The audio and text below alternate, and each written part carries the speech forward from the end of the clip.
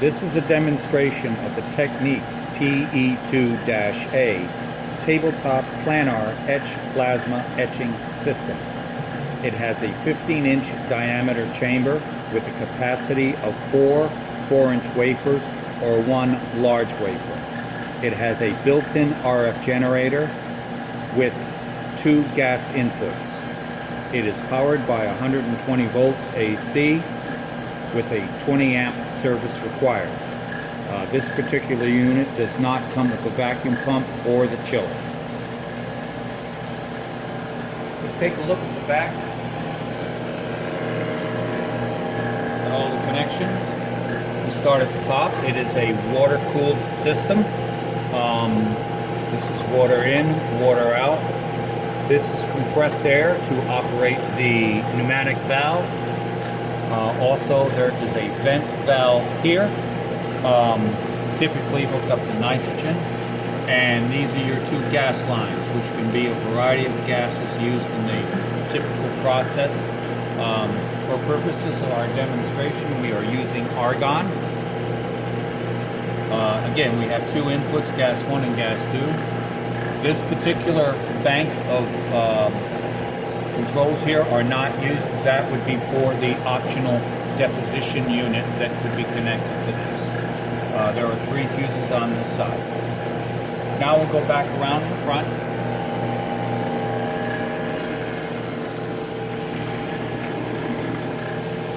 This is a very simple system to use. First, I'd like to show you how it operates in manual. Right now, I have it pumping down. Our base pressure is 18 millitorr, which is very good. I'm going to vent the chamber and then start from scratch. First, we'll open the chamber. Remember, of course, that when you place your wafers inside here, you should never put anything over the vacuum port. The vacuum port will crush the wafer and also eliminate the vacuum from getting the chamber. So we'll close it up here. Manual operation is important because it allows you to set your different parameters for when you go to automatic operation. We'll close the vent valve and we'll open the main vacuum valve. Once we are down to approximately 1 torr, below 1 torr, the vacuum will be displayed here. This, of course, is wattage vacuum, and this is the timer for when you run an automatic. This is a really nice handy display at the bottom here that tells you the mode that you are operating in and the different valve sequence as well. And when we go to automatic, it will show you the process as well. When we get down to approximately 30 millitorr, we will turn on one of the 2 gas valves. At this point now, through a very small needle valve, argon gas is being admitted to the chamber. We wait till it stabilizes. You can change the vacuum level, or rather the pressure level, of either one of the 2 gases. This would be gas 1. This would be gas 2. It indicates right here gas 2 or gas 1. We'll let that stabilize. I've set these for about around 300 millitorr. When you reach the desired pressure, you throw the switch on the power, which will turn on the RF. The knob here on power will allow you to adjust this up to 500 watts or all the way down to whatever you need to use for your process. This normally is used once again to set up your ideal process variables for wattage and torr. We're now going to turn those off. And again, this is in manual mode. We will close the main vacuum valve and open the vent valve to vent the chamber. Now, I'm going to switch from the manual mode here to the auto mode here. When you're in auto mode, you'll then, this is very well explained in the instruction manual that goes through everything you really need to know about running this piece of equipment. You turn the vacuum valve, the vent valve, the power, and either one or both of the gas valves on. You can elect an end time count, which will mean it'll get to a certain point, then the process will complete, or you can have it on a timer. The timer can be set here for purposes of our demonstration. See? That's the end point time, or just the regular timer. I've set this to 1 minute. Now that we have this set, it is completely automatic. So you just simply push the start button.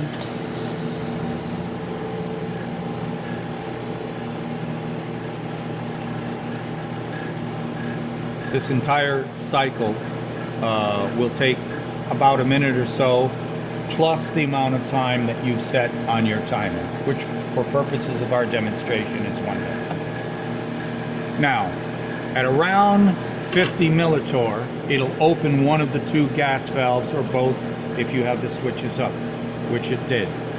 Then there is approximately a 30 to 45 second delay so the gas level can stabilize within the chamber, and then it will automatically turn on the RF generator to generate the plasma inside the chamber. Notice we're in auto, gas 1, we're on regular time, there's vacuum. Now our processing time, plasma, has come on, and if you notice our counter is starting to count down. We're going to go for 1 minute. This is approximately, I think, 8 or 10 seconds per division.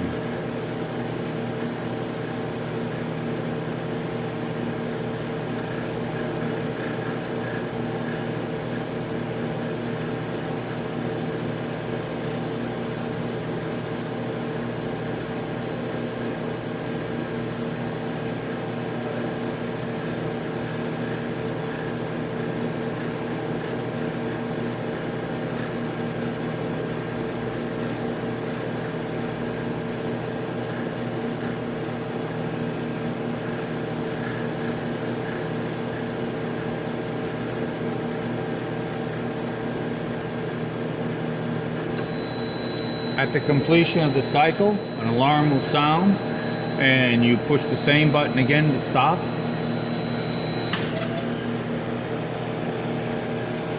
And once again, it will close the vacuum valve and open the chamber. Once you've set up your parameters, you can literally leave this thing here. I'll change the time here, and I'll put the time down real quick. There you go. And you can just open it, load your work pieces in, close it, and off you go again. We'll run one more cycle.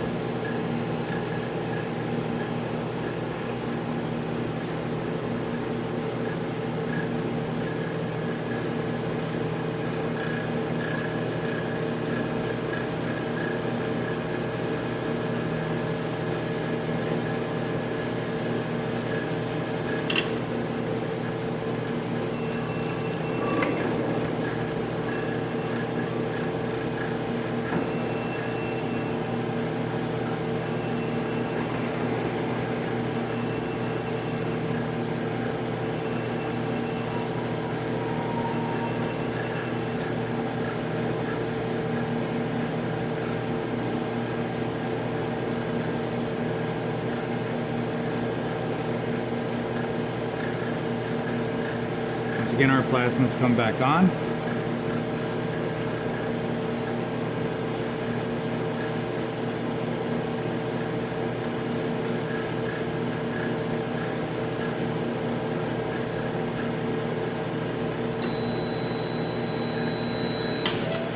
And that cycle has been completed.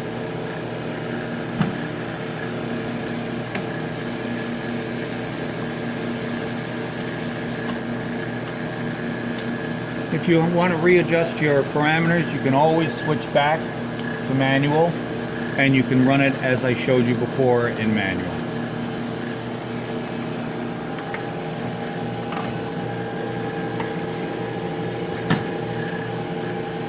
And this completes this demonstration.